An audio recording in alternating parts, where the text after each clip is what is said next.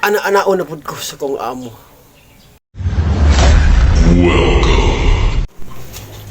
Doon ako istorya mga lods sa usa ka katabang na ning kamot nginay adto sa layo nga lugar.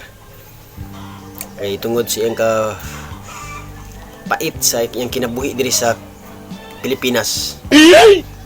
Ay sa unang panahon manggod ang uso sa una telegrama man kay walay cellphone. Unang gusto siyang mutabang siyang ginikanan, siyang amahan, inahan og mga igsuon. Mutong larga siya, nagpalayo. Karon kay kadugay na yung trabaho ito, nagpadala siya sulat sa iyang ginikanan. 6 months later. O, ako nang pasahon.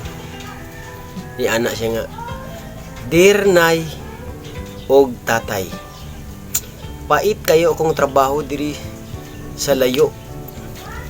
Kay kung manglaba ko og habol, unlan, pantalon, bra ug panty, ana-anaon ko sa kong amo. Ang unggoy, minum na to.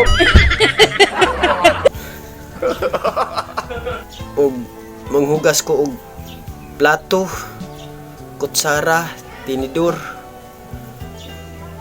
Ana-anaon na pud ko sa kong amo.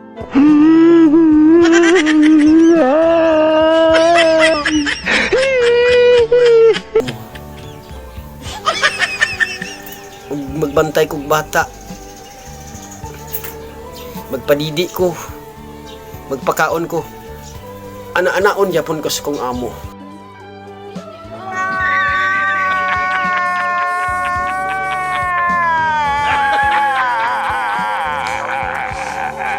Serious?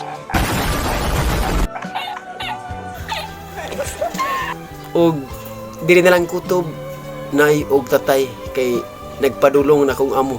Basig mo ana-ana na pud ni.